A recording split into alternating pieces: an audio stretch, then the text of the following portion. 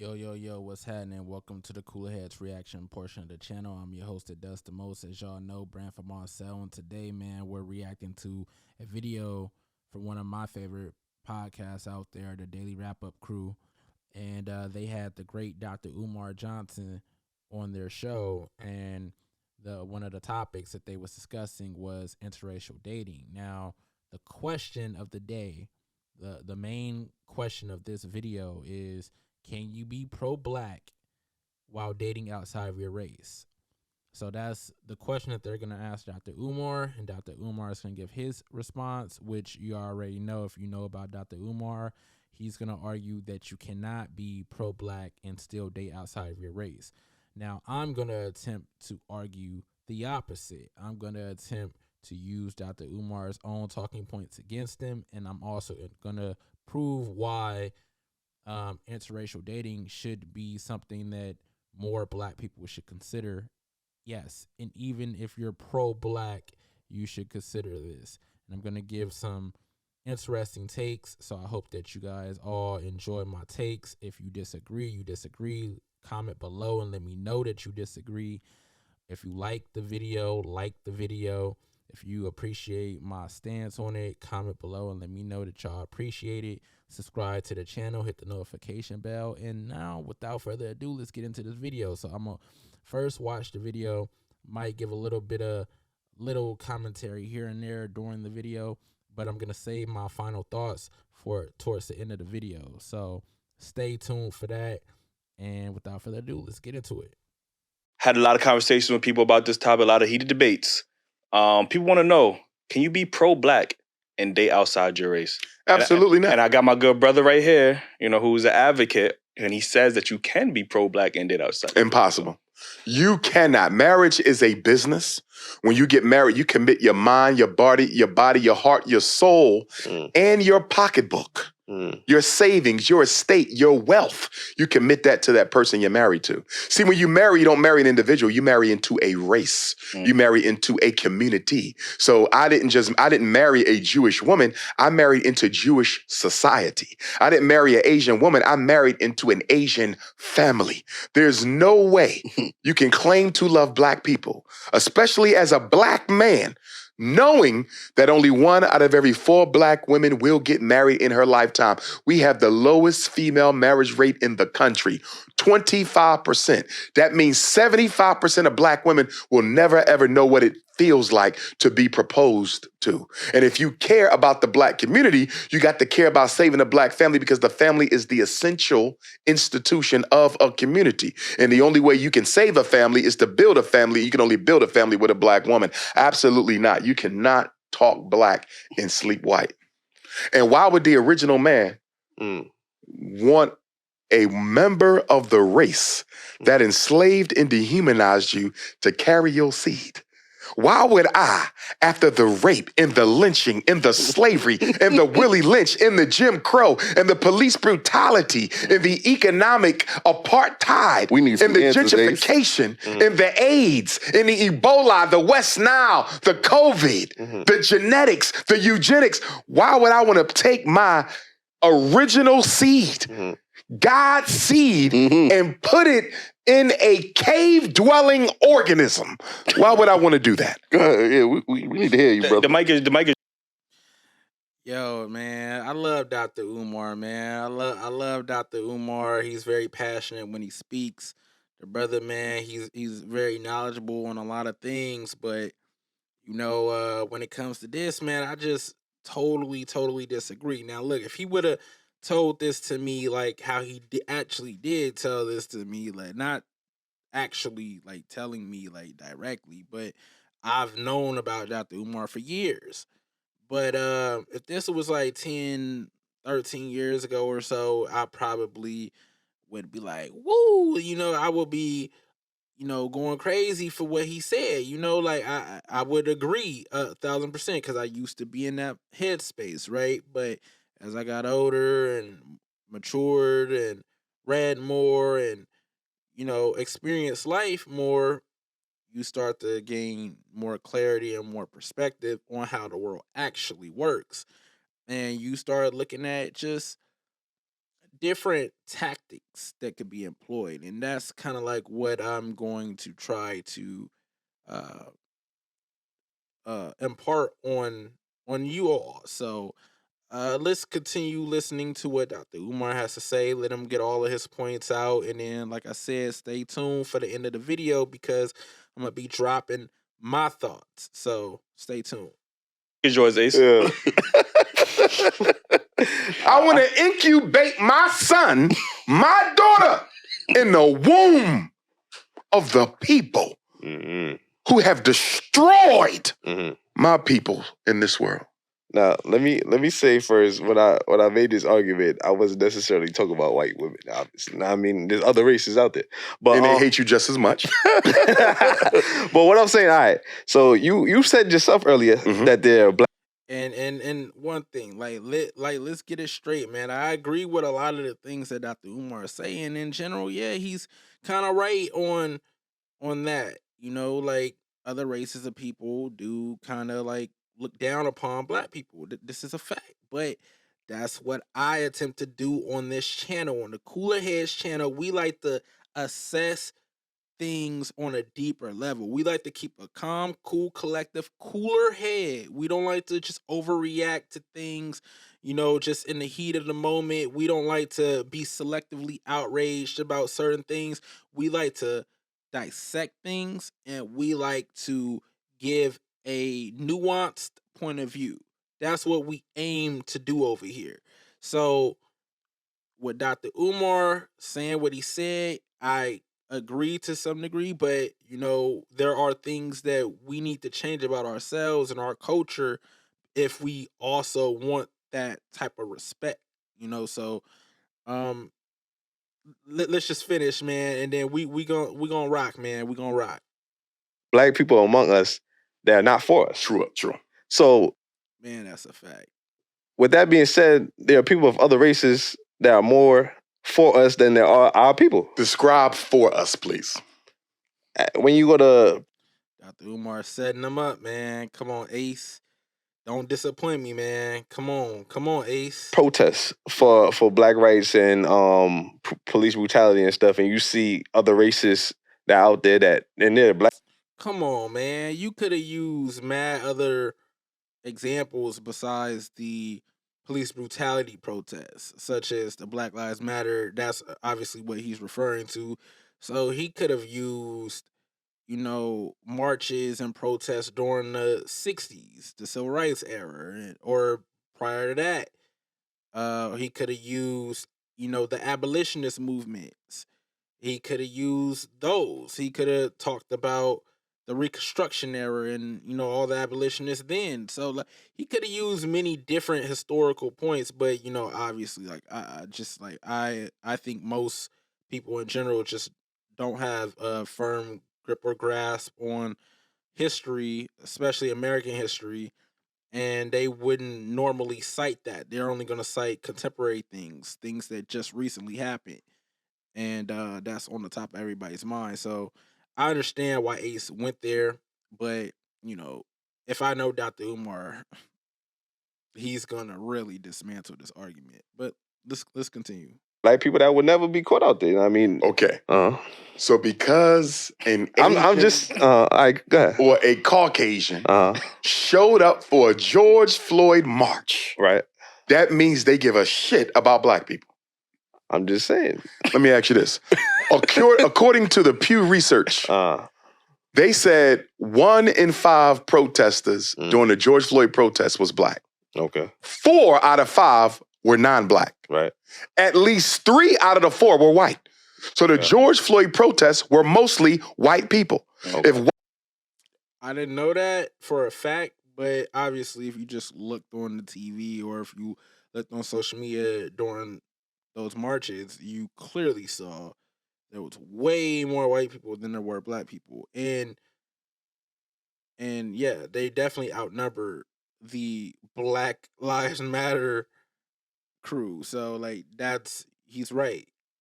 I would think that he's right. He's pretty factual on that. But let's continue to see what he's gonna say. White people care that much about black ain't no folks. changes. Why didn't that woman who got Emmett Till murdered, Why was she never arrested?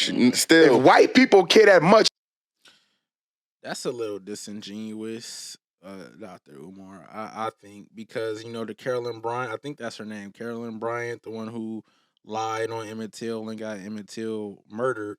That was just a different time in American history, and there were some white people that was outraged by that. There were, but obviously it wasn't to the same level of the George Floyd protests. But yeah, I mean, the times were different, man, and even today, like I believe she passed away last year, but I could remember earlier in the year, last year, or like in 2021, when they found out that she was still alive and she had changed her name and she was living. I forgot where she was living, but they had found out where she was staying, and people were protesting. People were trying to get her get justice for Emmett Till, even after all these years. They were trying to get her sent to jail. So that actually happened. I don't know how many white people were actually uh, uh championing that, but I did see a few white people there. So just to be fair, Dr. Umar, but yeah, I just think that's a little disingenuous because that was a different time period. That was a different time period. And if you talk about today, when they found out that she was still alive and they found out where she was at, because I think she was like in protective custody or something like that, or something similar to that. But once people found out, they were actually trying to get her locked up. So yeah, like you could Google that. But let's continue. about black after the life, confession. why all these police that's going around killing black folks are not being held accountable. And there's another disingenuous argument because that was the whole point in the George Floyd protest, right? You got to start somewhere. You got to set a precedent. So, they came out in large numbers all across the world. I remember during the George Floyd protest, everybody was protesting. Partly, I think a lot of that had to do because COVID and people just want to get the hell out of the house. But nevertheless, it was effective. And it took all of that to finally get justice for black men and black women getting killed at the hands of police. It took all of that to finally get a conviction. And George Chauvin and some of the other officers, they went to jail, man. That was a first, I believe. So hopefully that sets a precedent going forward, and we can only just wait and see. But it has to start somewhere, Dr. Umar. It has to start somewhere. White people care that much about black life. Why don't we see it in the political and economic realities of black people? Facts. You know why they showed up to the And that's another disingenuous argument because to people who don't know history, there were a lot of white people who did, like, this is just a fact. Like, and I'm not giving them all credit. I'm not giving them the credit. Like, we're ultimately the reasons why we got free. Our own people are ultimately the reason why we got free. But to say that we didn't get assistance from certain white people would be a lie. That just would be a blatant lie. There were white abolitionists that played a part in that and played a pivotal role in helping us get the 14th Amendment passed, and also helping us get voter rights and et cetera, et cetera. And the rights to do certain things and the rights to be in the military, et cetera, et cetera. So that did happen. So again, don't be disingenuous, Dr. Umar. Come on. George Floyd March? Why? To dissipate the power of black people and to redirect the focus of those marches. Now I do agree that that's what Black Lives Matter was about. We all know who started and funded Black Lives Matter is George Soros. If you don't know who he is, look him up. And we know that clearly they was pushing other agendas, man. Look at who the leaders of the organization was. I'm not gonna specifically say what I mean. I'm hinting at it. I hope that you guys could pick up on it, but you know who the leaders were. And we all seen that they also was like a lot of donations that was being sent their way. They was using that for their own selfish gain.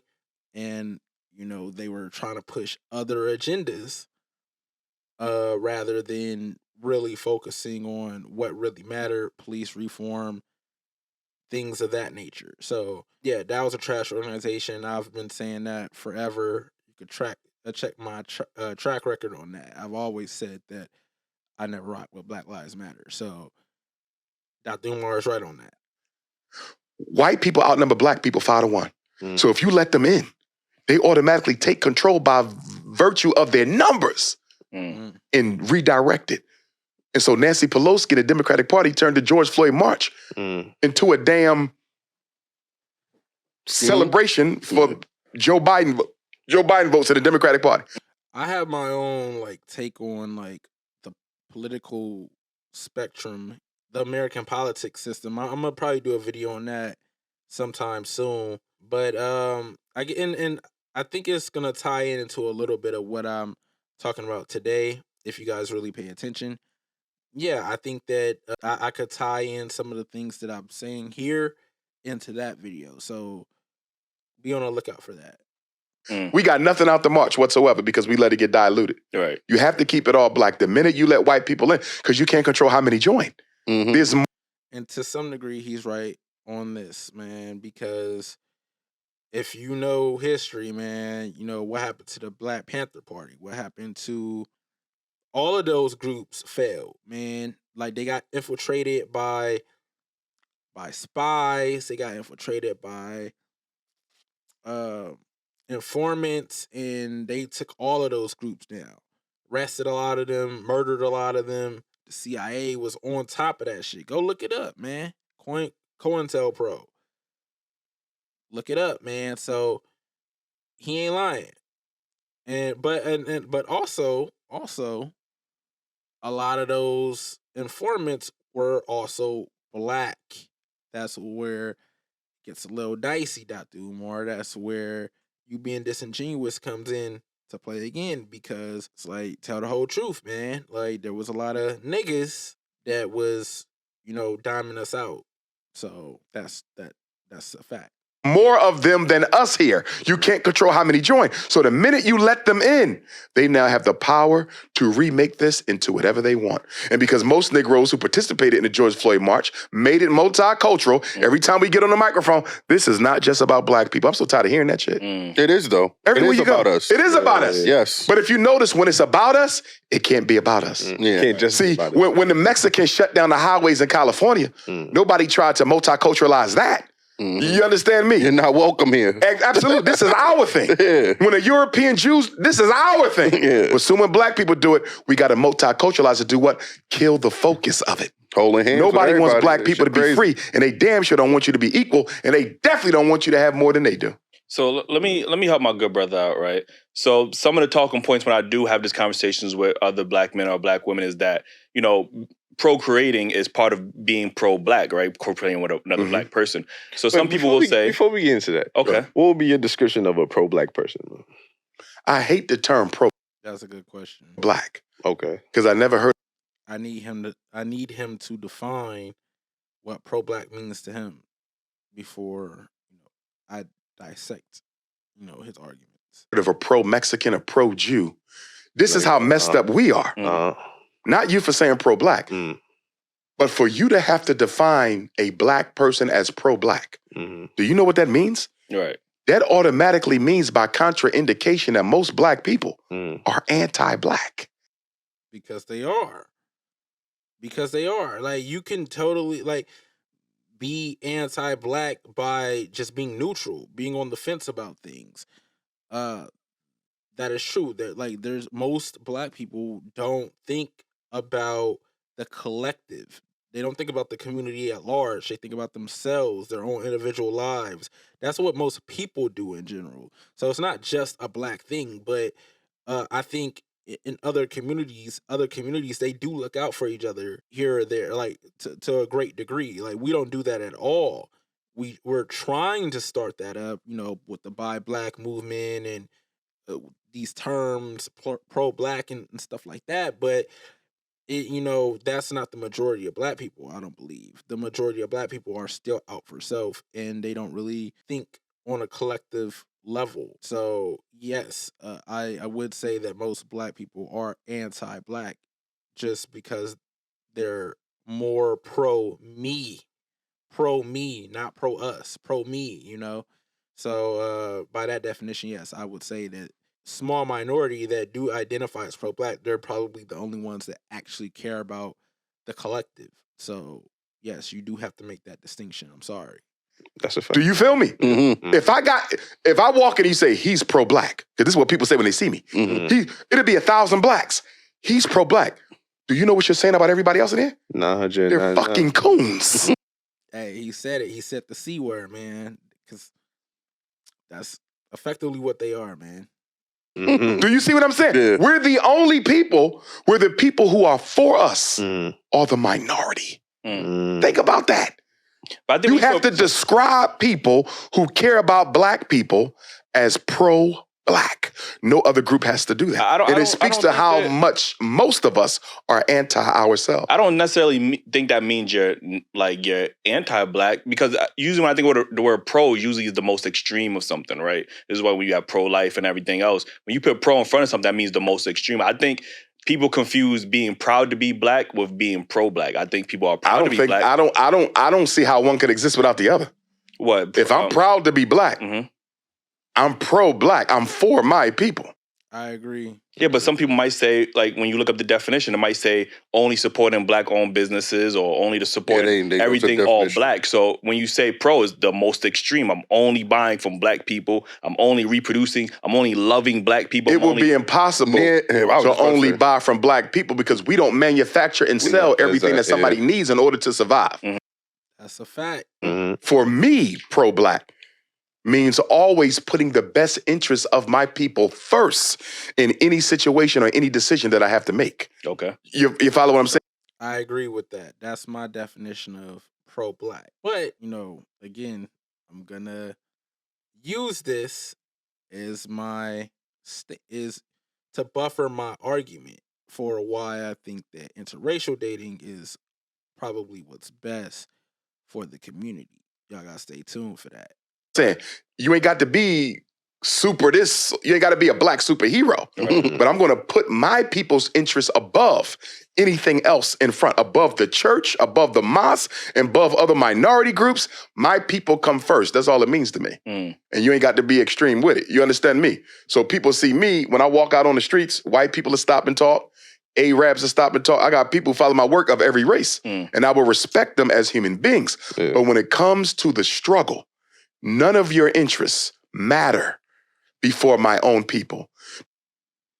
Okay, so we're going to quickly run through this real quick because I know that this video is getting a little long. So let's just hurry up and run through its points, though. So first and foremost, I do agree with Dr. Umar's definition of pro-black. Always put the best interests of black people first in any situation and with any decision you make. Keeping that in mind, I also agree with his take that marriage is a business and that you are marrying into someone else's family. But I disagree with where he said you marry someone's community. Just because you might have married a Chinese or white woman doesn't change the fact that you're a black man in America. I'm going to say that again. For all the coons who do marry interracially, and then they think that now, since I married into a Chinese or white family, for example, that now I'm somehow not black anymore. No. So I'm going to say that again. Just because you might have married a Chinese or white woman doesn't change the fact that you're still black, nigga. Just because her family may or may not accept you means her community will accept you. I'm going to say that shit again. Just because her family fuck with you don't mean that the rest of her people fuck with you. This is even true in our own community, the black community. So it happens in our community too. Even if you was marrying into our community, their family, your in-laws could not fuck with you. And then your people could not fuck with you. Cause you know how many times do we have like the quote unquote Uncle Tom niggas, or the niggas that like, just because they pursue an education, they don't act black. You feel me? Like you got that dumb shit that persists in the community. So that even happens in our own community. So yeah. Number two, he believes that if you care about the black community as a black man, you can only start a family with a black woman. He then talks about black women's low marriage rates, right? So yeah, we gonna talk about this shit. So again, sticking with Dr. Umar's definition of pro-black, always putting the best interests of the community first with every decision you make, right? So look, wouldn't I be doing just that if I advised black women to broaden their marriage prospects? Think about it. We know that there are a lot of factors that contribute to black women's low marriage rates, but a huge one is that black women overwhelmingly prefer dating black men. Now, look, remember, Dr. Umar, this is what you said. This came out of your mouth. When someone gets married, they're supposed to commit their mind, body, heart, soul, and what? They finances to their significant other. Now, let me ask y'all all a question. You included, Dr. Umar. Realistically speaking, how many black men actually have their shit together? I'll wait. The answer is not many. And there are numerous reasons for that. But the fact of the matter is, most black men, as it stands right now, they're not suitable marriage candidates. I'm just keeping it a buck. And that this is coming from a black man who knows himself, who knows his history. And I'm telling y'all, just flat out, like a lot of us were not suitable marriage candidates. Like we're not ready to be fathers. We don't have the money like that to support a family. We don't have the money to just support a girl randomly, bro. How many niggas is out here actually like, not in their children's lives for whatever the case, for whatever the reason is. There's multiple reasons why, but how many of that is happening, bro? And a lot of that is due to, like a lot of broken homes initially. And, these young girls don't know how to pick men right. They don't know how to search for the right qualities in a man. They don't really be searching for the survival traits. They don't search for men with good survival traits. They search for men that they think is cool, that's popping right now, shit like that. That's not how you're supposed to select your mate. Newsflash, So I'm looking out for black women's best interest by telling them that they need to start looking elsewhere, man, because there's a lot of Asian niggas that got their shit together. Like, let's just keep it a bean. Might want to look they way. Like a lot of these niggas is in STEM fields, got engineer degrees and shit like that. And, just ultimately, bro, I think that they should look elsewhere instead of trying to struggle with Jamal, bro. It's like, I believe successful, cause look, check it out. They still insist on being with a black man. They should go for successful black men. And I think that successful black men should be polygamous. Cause this also helps. If successful black men are taking on more black women and marrying more black women, then that would help with the partner rates. That'll help with women also ensuring that their child is being taken care of by a high value man. And it's like, if black women really want that, they need to become comfortable with sharing their man with other women, because realistically, there's not a lot of high value black men in the world to go around. And this would ensure that, black women would at least have a partner to build a family with. You really get down with that program, there's benefits to having sister wives.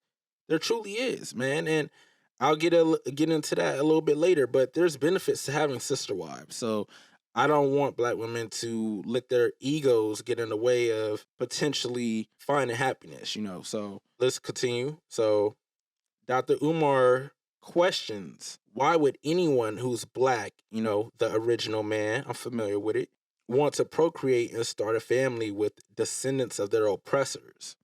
He then talked about how other races really don't have black people's best interests at heart, because every time there's a social movement for black people and we let them join, the movement gets co opted and the original focus gets diluted or shifted to something else. He then went on to talk about how white people outnumber black people 5-1. And my response is, I think if you're a pro black person who understands how America really works, you can totally date, marry, or procreate with any race. Let's say, hypothetically, I married a white Jewish woman who came from a well to do family. She knows I know my history in basic biology. We have a child together, and because of our genetics, the child looks phenotypically ethnic or black. Whose community is more likely to claim or adopt that child, hers or mine? That's a serious question. Really think that over. Whose community between hers and mine are more likely to adopt that child? Think about that. The answer is it would undoubtedly be mine. Think about that for a second and hear where I'm coming from. We have numerous examples of biracial people who had a white parent and a black parent, and they talk about their experiences, and then they oftentimes talk about like how a lot of times they don't get accepted by either community, but most of them, most of the successful ones anyway, they end up being accepted by the black community. That is just a fact. So like really think that over, right? That thought is exactly what white supremacists since the Reconstruction era in the 1900s feared we'd realize the most. That's why you had that shooting that took place last year in Buffalo at the Top supermarket, because they had that, that white genocide theory floating around in right wing silos. And then they also had that, replacement theory floating around in their little shithole silos as well. So you had that going on, right? And basically from their perspective, to just give you a quick analogy, from their perspective, there's a reason why when doing laundry, you don't wash coloreds with whites. Think about that. My stance is a black person can basically have black babies with anyone. What's truly important is how the child is raised and which community ultimately accepts them. Also, to touch on the sister wives thing, I think about all the other benefits, such as just, when it comes to interracial relationships, and also the sister wives thing, black women. Think about all the other benefits, to having a sister wife or being in an interracial relationship. You get exposure to different languages, different cultures, and think about how healthy that could be for you and your children. Think about all the many different things that they can learn from other people, and just the amount of support that you could get from all of these different kinds of people. They could get you out of your current situation. That's how you should be viewing this, right? But I mean, shit, man. We all seen what also happened in the 1920s with the eugenics movement and the sterilizing procedures and all of that stuff, because they want to prevent black babies from being born. And I'm telling you, man, you could have black babies with anybody, right? So, I'll just say this and end it, man. Some people that I think that really have it all figured out and understand this concept that I'm talking about, who is a high value black man, who are two high value black men. I'm gonna give you two examples. One is Diddy. Diddy understands this, and the other is Nick Cannon. Nick Cannon understands this. Go and watch some of his interviews when he talks about his many different kids and his many different baby mamas, who are all, for the most part, different race, from a different race. So pay attention to some of his interviews, and he understands this point that I'm making. So I think that it could definitely benefit our community. Again, it's just my opinion. Y'all don't have to agree with it. You could dislike it. You could hate it. Comment your opinions, man. I want to engage with y'all. I want to see what y'all think about this proposal.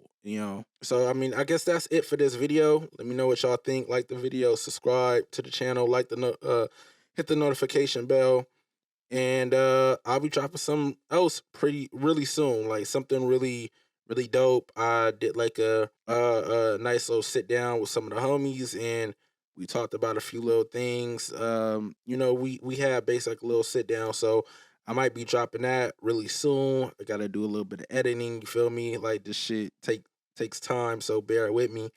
But yeah, I'm just trying to give y'all all just like new shit to think about, different, thought-provoking conversations. So I'm gonna add that more to the channel. I still got y'all on the reaction videos. Don't think that I forgot. Got some more shit in the works with that. So until then, man, I'll see y'all. Thank y'all. I gotta hit y'all with this before I go. Thanks for coming out tonight. You could have been anywhere in the world, but you're here with me. I appreciate that. Thank you. I'm out. Peace.